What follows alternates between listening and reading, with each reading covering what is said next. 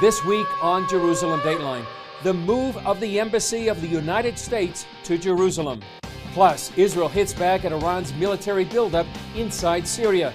Is it the prelude to a wider Mideast war? And Scott Ross takes to the streets to take the pulse of Israelis and hear what they're saying about the move of the U.S. Embassy.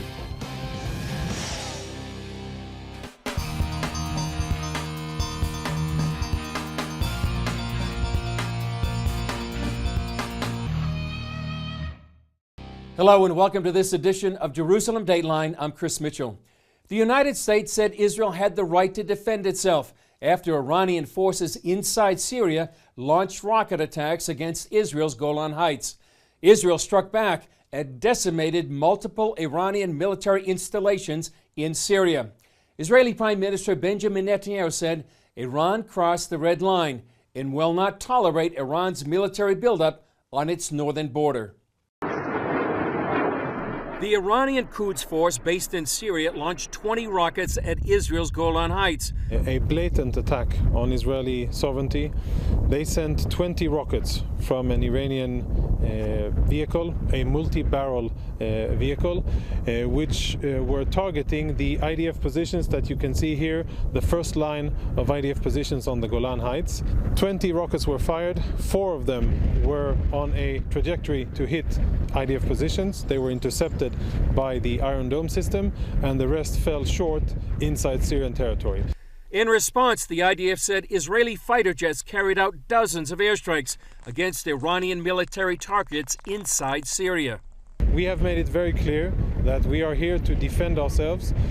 Those who started this round of violence were the Iranians who attacked Israel. We responded accordingly, and we are now waiting to see how the Iranians will respond. The IDF released this video clip showing the Iranian multi-barrel rocket launcher.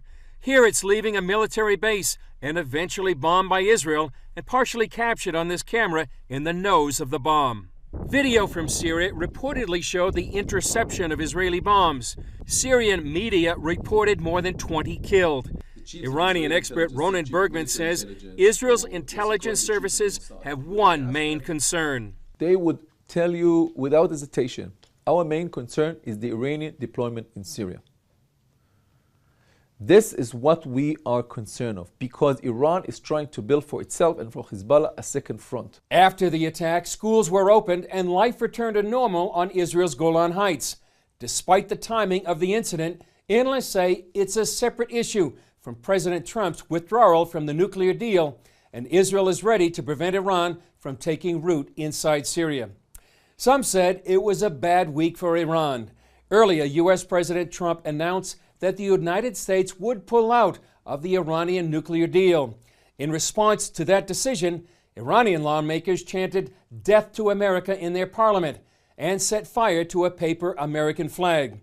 President Trump made the decision in the face of strong international pressure, but he said the nuclear deal only made it easier for Iran to make a nuclear weapon. CBN White House correspondent Ben Kennedy reports.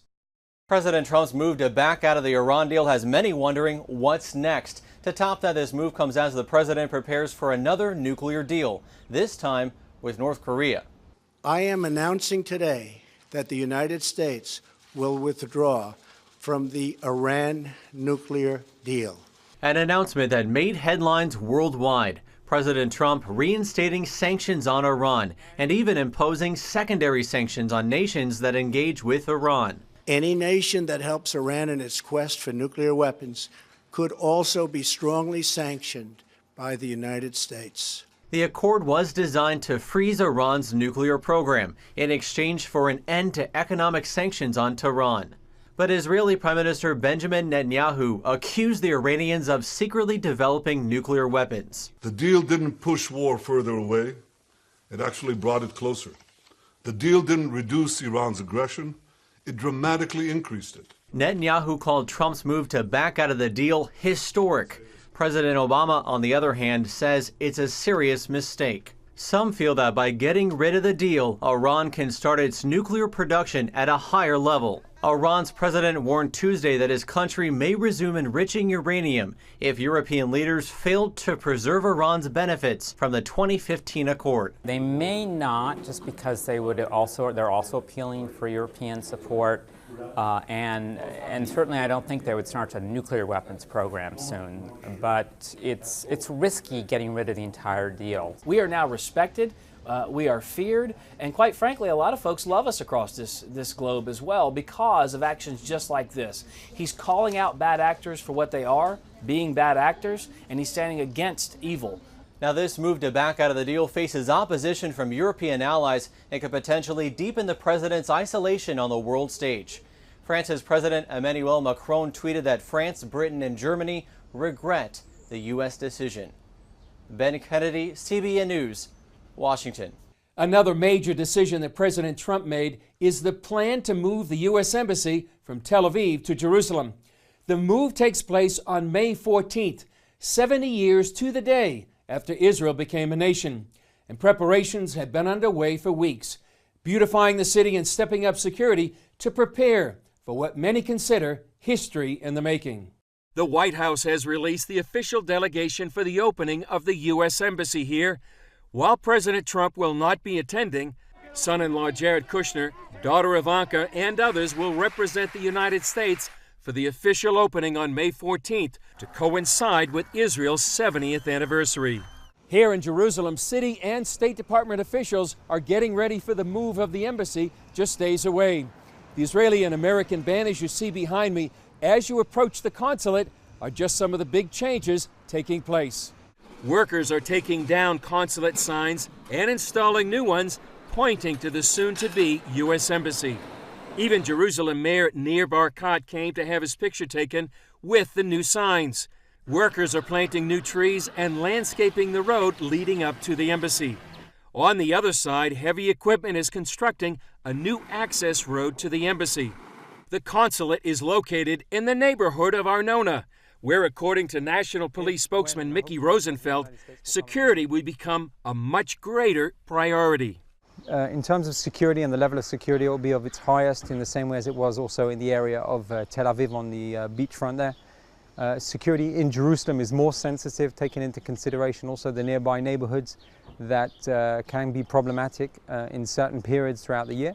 But we're coordinating closely together with American security, border police units that are on the ground as well that are protecting this specific area, this neighborhood and this site. And we won't take any chances whatsoever in the next coming period. For security reasons, we can't show all the changes going on around the consulate, but the new seal of the embassy is being prepared for next week's ceremony. Whatever changes, Rosenfeld says the embassy move is significant on a number of levels. Tremendously important, tremendously significant, both on a government, political level as well as a security level. It's a move that should have taken place many years ago.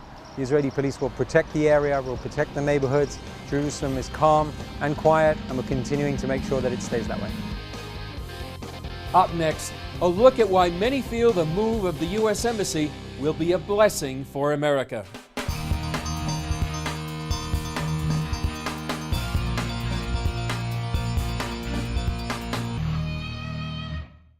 President Trump's daughter Ivanka and son-in-law Jared Kushner are among those attending the U.S. Embassy move celebration.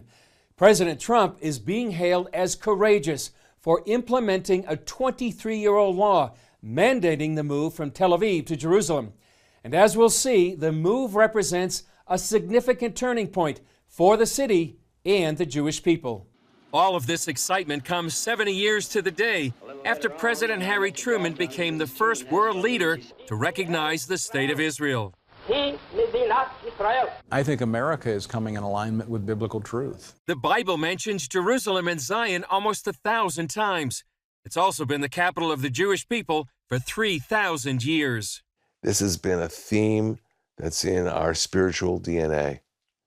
And therefore, when the President of the United States moves the U.S. Embassy to Jerusalem and recognizes Jerusalem as Israel's capital, he is addressing something at the core of Jewish identity. Behind me is the home of the new U.S. Embassy. President Trump is making history as he moves the embassy from Tel Aviv here to Jerusalem. That history started thousands of years ago when King David captured Jerusalem and made it his capital. 400 years later, the Jewish people are expelled for 70 years to Babylon, then returned to rebuild the Second Temple with the help of Persia's King Cyrus. Former Israeli ambassador to the United Nations Dory Gold says Trump's embassy move might even compare to that biblical king. That was a huge charitable act on his part, which is in our historical memory. And the fact that now President Trump is going to move the U.S. Embassy to Jerusalem puts him in a special category, and perhaps even the category of the ancient King Cyrus of Persia. Fast forward to 1967 and the Six-Day War, when Israel reunites Jerusalem under its sovereignty. Then in 1980, Israel officially makes Jerusalem its capital, and countries worldwide move their embassies from the city in protest. The Christian embassy was founded after 13 national embassies left Jerusalem, and it provided a unique moment where the Jewish people were willing to accept our hand of friendship. David Parsons is with the International Christian Embassy Jerusalem. As a lawyer, he helped draft the Jerusalem Embassy Act, passed by Congress in 1995, mandating the embassy move to Jerusalem. And now, 22 years later, after all these delays and waivers, it is back to our order. Trump has recognized Jerusalem. The ambassador is going to be working here, and then they're going to start building the building. So it's sort of a moment of personal vindication for me. Tony Perkins and Michelle Bachmann are on President Trump's Evangelical Advisory Council. They said the move will be good for the U.S., other nations, and Mideast peace. The scripture is pretty clear on that, and that those who bless Israel will be blessed. Israel's enemies have always fought on the propaganda argument of words, the fact that Israel was illegitimate and had no right to this land. President Trump, excuse the pun, played a Trump card. He's taken that argument off the table. He said, look, we aren't going to even talk about this anymore, that Jerusalem is or isn't Israel's. It is. We're making a decision. It is. President Trump's decision effectively recognizes the western part of the city as Israel's capital. Most holy sites are in the eastern part. Gold says only in a united Jerusalem under Israeli sovereignty would those sites be protected. Jerusalem's been the capital of the Jewish people for 3,000 years. I don't see that changing. I think as long as we have freedom of worship, freedom of access guaranteed, I think that many in the Arab world will acquiesce to the idea that Jerusalem remains the undivided capital of Israel. Coming up, hear what Israel's ambassador to the U.S. has to say about the significance of the U.S. Embassy move to his capital.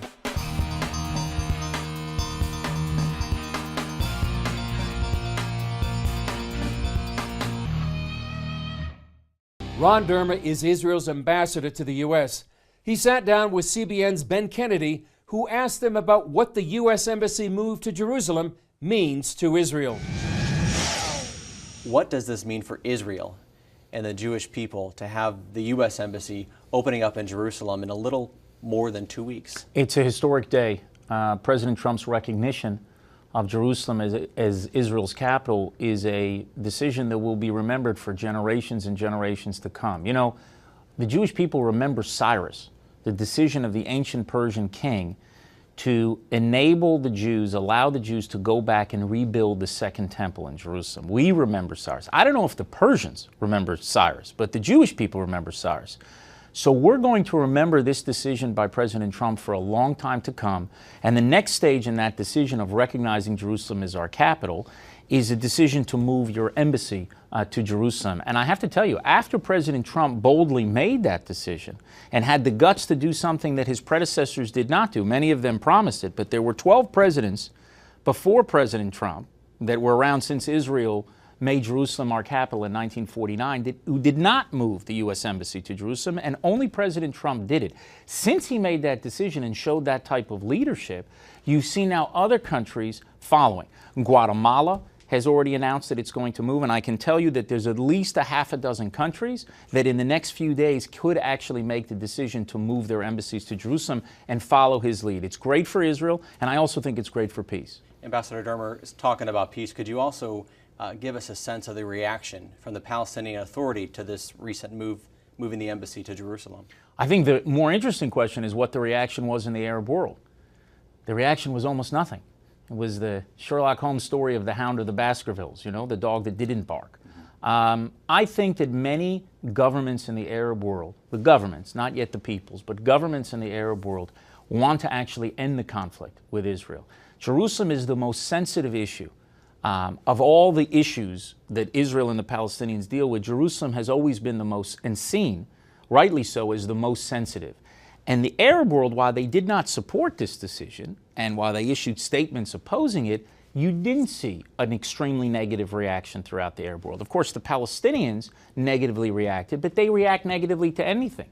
If we were waiting for the Palestinians to agree to something, we never would have founded the state, and Israel wouldn't have existed for a single day.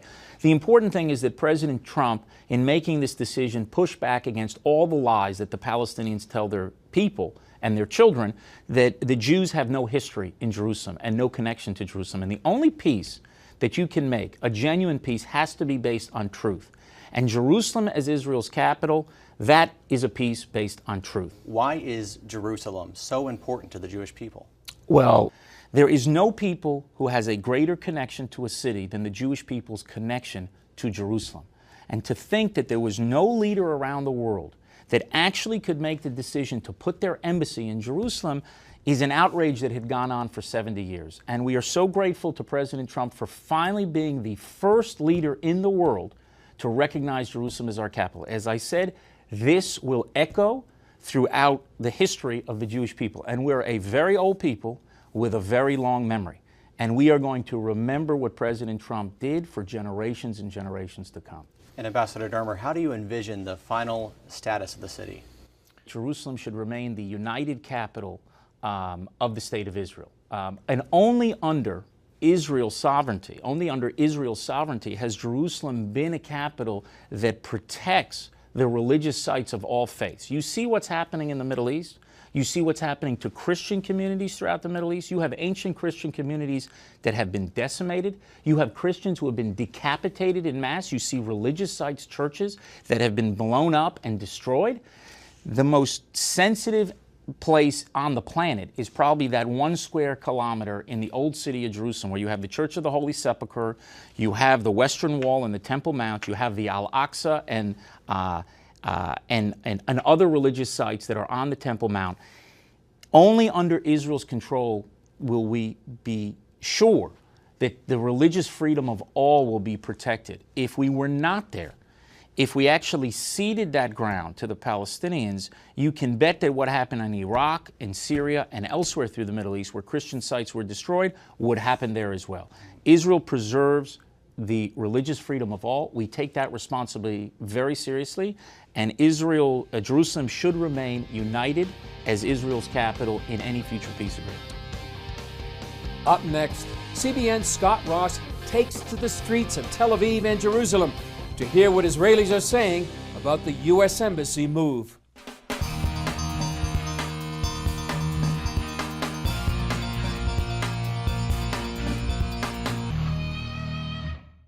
Israeli government officials are praising President Trump for moving the U.S. Embassy to Jerusalem. But what are the Israeli people saying? CBN's Scott Ross took to the streets of Tel Aviv and Jerusalem to ask them what they think. How do you feel about the embassy being moved to Jerusalem? It's always been, you know, the capital of the Jewish people. Me as a person, I don't think it causes much difference except of like world acceptance that is Jerusalem is the capital of Israel. How do you feel about the embassy being moved from Tel Aviv to Jerusalem? It should be with 20 years ago. Yeah. As Nikki Haley said, Israel did not need the United States to tell us what the capital of Israel is. That's Jerusalem right. has been the capital of Israel for 3,000 years. I think it's going to be a lot of mess. A mess? Yeah. Why? Because it was a status quo until now. Everything was okay. It will make a lot of fuss, noise, and hatred. Fuss, noise, and hatred. Yeah. It's about time. King David did it. I mean, now it's time for the rest of the world to move their embassies. I hope America is just the first out of many to, at all, That's more of a political statement that I don't really have an opinion about. I'm very happy. I think it's been the capital of Jerusalem for as long as we've been here. Right. So I think it's about time that everyone starts to realize that and recognize it. And I think that's something that most American Jews believe, that that Jerusalem is the capital of Israel. Right. That said, making the move causes strife, and it's been in Tel Aviv for many years. So I think it makes sense to be in Jerusalem, but I'm not sure if it's worth the divisions that will create. Right. It's nice to have Jerusalem recognized as the capital, because it is the capital. Right. Maybe it'd be more convenient, if anything. I have no problem with that. I'm happy that they're doing it. I think it's because about actually time, most of the governmental things are already in Jerusalem. All the past presidents, when it came time for campaigning, everybody said we're going to move the embassy from Tel Aviv to Jerusalem, and no one had the courage to do it. And it's a move that should have been done many, many years ago. I'm very proud. I'm Donald Trump. He's an amazing president. I think it's amazing that he's your president, and that he loves us. I think it's amazing too. Yeah. Finally, we have a nice president that loves Israel and support us. The nicest gift we can get for the 70th birthday of Jerusalem. Well, there's a way of putting it. It's a birthday present. It is. To commemorate Israel's 70th anniversary as a nation, CBN produced a new documentary called To Life: How Israeli Volunteers Are Changing the World. Here's a look at why some see this as Israel beginning to fulfill its biblical mandate to become a light to the nations. Violent aftershocks rattle that region. We know that every minute is critical if we want to find survivors. She already had damage to the lungs. They just come with their clothes only. It's breaking my heart. This makes the surgery even more difficult. There is blood on our hands if we know and we walk away. And I think that God wants me here because He wants me to help these people. I can help refugees, so this is what I should be doing. I think that's not only our privilege, but our duty. No matter which religions he have, which color he is, what language he talks. When people need us, we come and help. The common language is that they're human beings. We can't just sit back and watch what's going on. This is how changes start. If you would like a copy of To Life yourself, please log on to CBN.com. It's a great idea for a small group, Sunday school, and for family or friends. That's all for this edition. Thanks for joining us. Remember, you can follow us on Facebook, Twitter, Instagram, or YouTube. I'm Chris Mitchell. We'll see you next time on Jerusalem Dateline.